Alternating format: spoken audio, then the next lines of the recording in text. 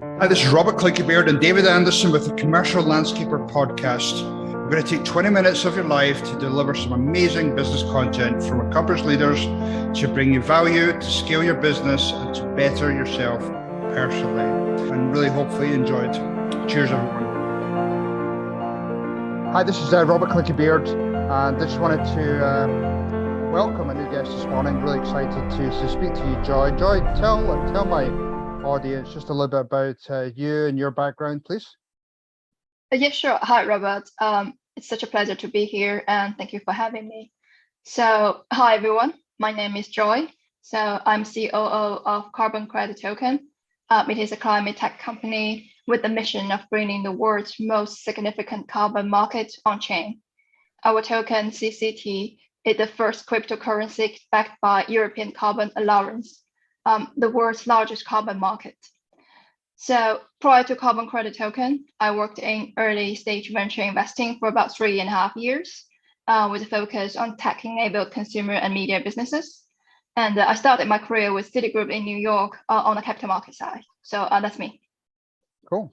Thank you for that. So what made you venture into doing your own adventure and cryptocurrency? And so that's, it's quite a leap. And I know it's somewhat controversial for a lot of people there, but I'd love to just find out from you what made you venture into that. Yeah, sure. So I feel that my past 3 or 4 years working in venture capital definitely changed sort of my risk appetite a little bit. And as I speak to entrepreneurs day in and day out, I really want to jump to the operational side and build a business plan myself. And in terms of why I choose to do a blockchain technology, so I first interacted with crypto, I think back in 2017. I invested small back, like many people these days. So, and there are not much use cases back then, but throughout the years, especially from 2020 onwards, you can see a lot of amazing use cases start to come into the market with DeFi, the prominent use cases. So I think that's the point. I decided I want to actually work on a blockchain project because I believe in this technology. I think it's going to change the landscape of finance going forward.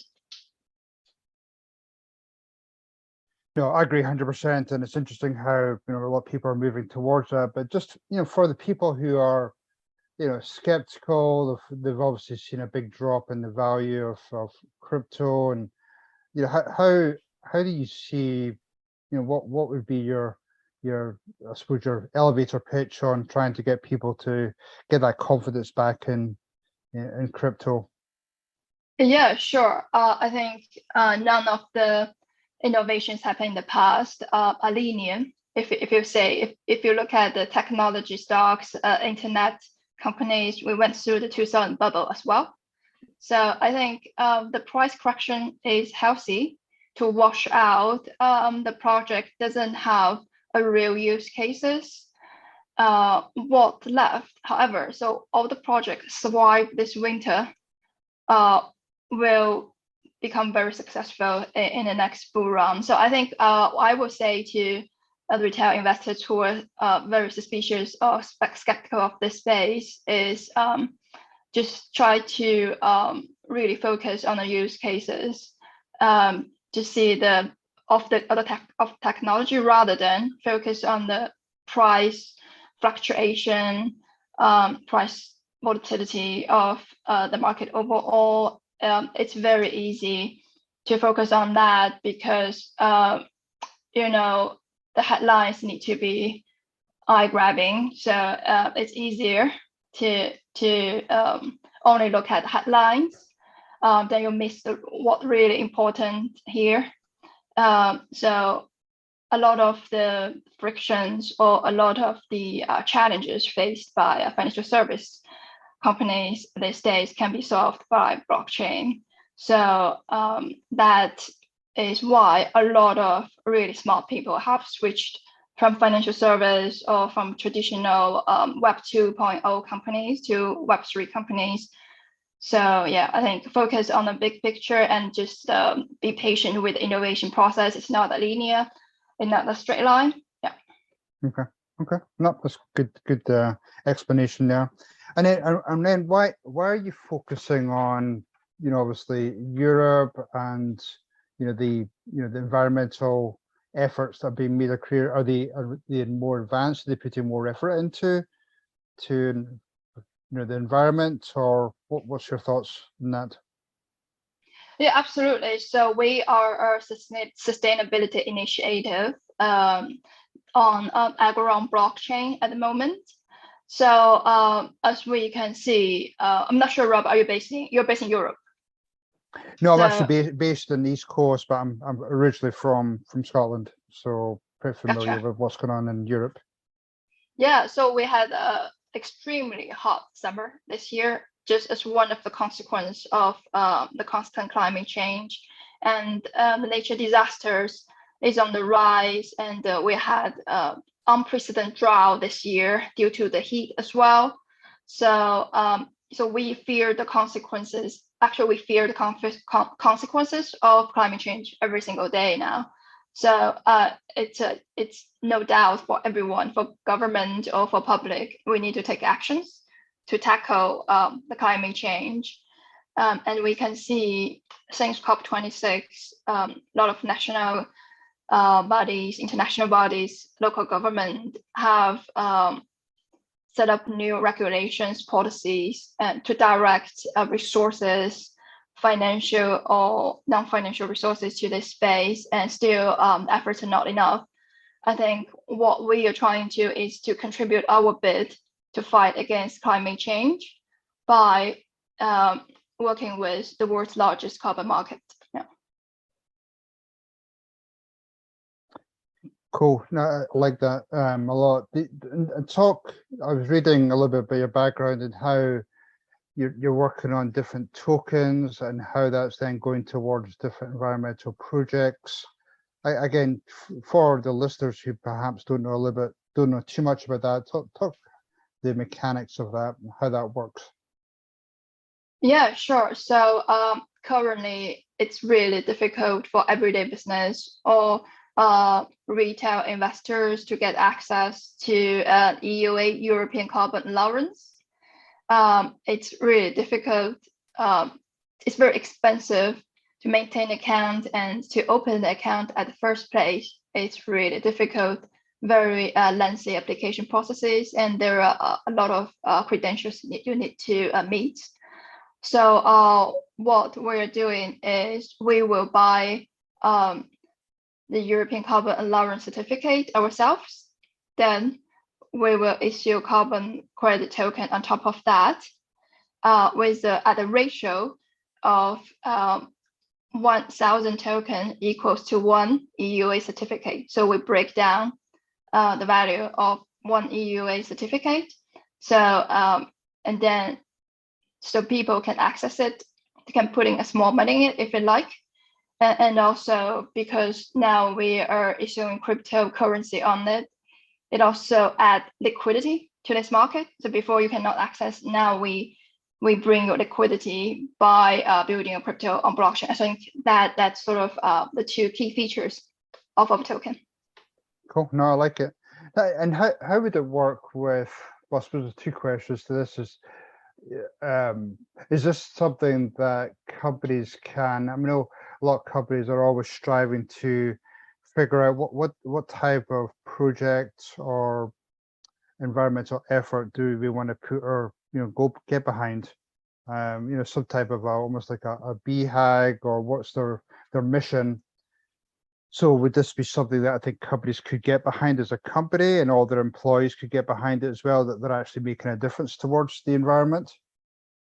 Yeah, absolutely. So we're speaking with quite a few real world businesses to form a partnership, so they can fulfill their carbon offset obligation, or their willingness to offset their carbon footprints with our token. Yeah, that's an ongoing conversation. Yeah. Cool. And then is there any, sometimes people like, when you start again listening to Bitcoin, if they start thinking about all the tokens, there isn't something necessarily to grasp onto. Isn't there any type of projects that can be seen on the ground in terms of, something they're making a big impact towards? So I think, Robert, you are talking about a voluntary carbon market. Yeah. So there are two types of carbon market. One is compliance carbon market, Okay. and the other is voluntary carbon market. Okay. So our first token is focused on compliance carbon market. Okay. It's already listed in two exchanges, has been traded for 3 to 6 months now. Okay. But our second token will focus on voluntary carbon market, Oh, cool. and will be backed by verified voluntary carbon credit. And yet those projects will be nature-based sort of project, like forest, windmills, waterways. So yeah. Okay. So cool. I love that. That's great. Now, and then I suppose, obviously Europe has different standards to other parts of the world, and there's obviously a lot more compliant issues there. But if there's listeners on here from either the States or other parts of the world, how does it work for them to potentially get involved? Is there different ways they can get involved, or maybe they don't necessarily have a compliance obligation, but there's some other way they want to get involved? Yeah, sure. So because our token is available on global crypto exchange, so it really doesn't matter where you are based. So you can all get involved, and even in real world. So EUA is traded globally, although it's a European market, it's traded globally. Yeah. Cool. And what type of traction are you beginning to get? I mean, have you got a lot of people, like investors? Have you got a lot of companies now get behind this? What type of traction are you getting? Sure. So we have built a quite strong community on Twitter, Discord, and also we recently joined World Economic Forum's Crypto Sustainability Coalition. So I think so far there are 50 plus organizations in this coalition. So some of the members are like us, client tech companies, and then you have large consultancies and international NGOs. So I think we are very excited to be included in part of this great initiative and to work together to shape the future of the crypto. Cool. Awesome. I love it. And then what do you feel as though your background or experience, when you start to have this thought about, hey, I want to create, build this legacy, and you looked at your background, why did you feel as though there was that type of need, or your strong background, why you made that move?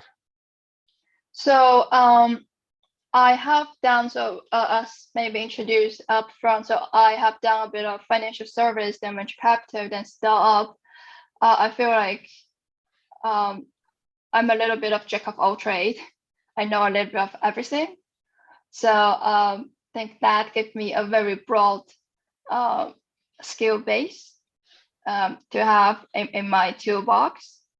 It's like I always feel like building a business is building a Lego game, and then I do feel like I have all these pieces can be used to create a great startup. And also most importantly, I think is the team. I'm very grateful for meeting our awesome team members a few years ago, and we started to talk about these ideas of building a crypto startup, and we finally get together to work on it. So yeah, I think we have a great team, great talent, and we are in the right place to do the right thing. Okay, cool. And to jump on that question further, why do you think it's important for any type of company to have, to either to build on some type of legacy, or create something that they're passionate about, or maybe build that mission around? To talk to me about that. Yes, I think I think that is very important topic, because I think especially after 2020, a lot of people, do a lot of self-reflection, myself included. So what do you want to do with your life, let's say with your career? I think a lot of people did a reassessment. So from that end, I think a lot of people now sort of align their everyday job more with their purpose in life, or the meaning they're searching in their life right now. I think an organization is the same as individuals. So the only way to achieve sustainable growth is to actually have a meaningful mission, a meaningful try to achieve meaningful impact for the community and for the society at large. So yeah, I think that's why I think it's really important for every organization, business, strive to do that. Yep, I agree 100%. And talk to me about, is that important when you're trying to hire more people onto your team, just to sort of get behind that vision, that purpose, that legacy that you're trying to build? Yeah, absolutely. So we definitely, think it all the time. We like to recruit people who are like-minded, because we are not looking for someone to be here for a few months. We're looking for people who can be on this journey with us for a few years to come, thinking the long term. So with that in mind, it's really important to be clear of your own mission, and to communicate that very clearly to any new recruit. Yeah. Yeah, great. Sorry, my battery was about to die, so I had to plug in. And how many what type of team have you built so far, and what does your vision look like in your company? Do you want to, build a company of 50, 100, 200 employees? What does it look like in 5 or 10 years for your company? Yeah, so far, I think we have 10 to 15 people, team members, mostly located in the UK. Yeah, so but we are growing really fast. We potentially can grow to 50 people people company in, let's say, 12 months. And beyond that, yeah, I could not put a number on it, but remain optimistic with our ability to scale and continue to grow. So yeah, I think eventually we want to be. So currently we're building a product solution, and we also want to build more in-depth technology, tech infrastructure for the carbon market in the long term. So our long-term goal is to be the #1 brand in the carbon credit space. Oh, cool, awesome. And how you said you're getting a lot of interest. How are you getting that interest? Is that you going out and doing a lot of advertising, or is it just word of mouth, or how is that word getting out about you and your company? Yeah, so we are very strong in building content and educate our community rather than do paid advertisement. We haven't done any paid advertisement. I think in this current age we're in, what really works is to bring value to your audience, rather than pay for like paid marketing.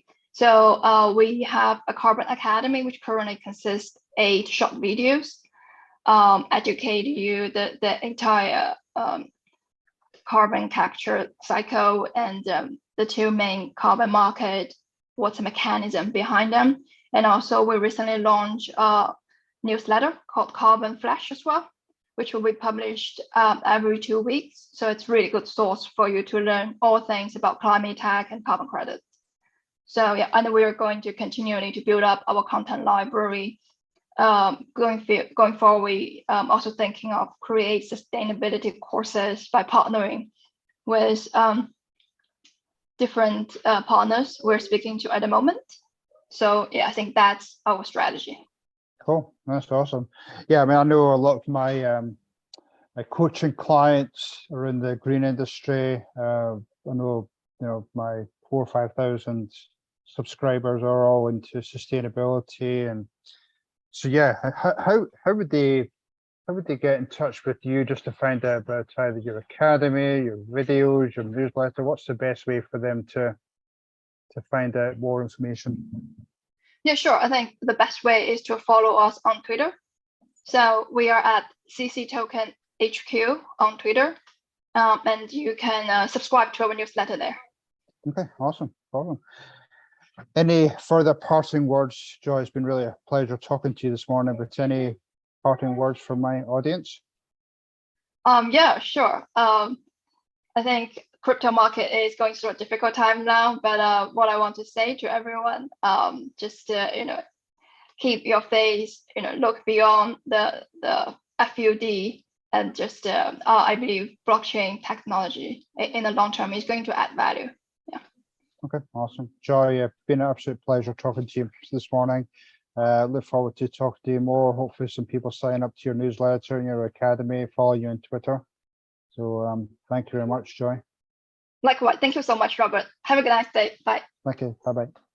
Hopefully that was pure dead brilliant for you today, and you got some great takeaways for your business or for your personal life. This is Robert Clinkenbeard along with David Edmondson. I would love to get you and your friends to join us on your journey. If you have any ideas for future speakers, or if you just want to pass this on to friends, family, other business colleagues to sign up and subscribe, that would be awesome. Anyway, thanks everyone, and have a great 2022. Cheers.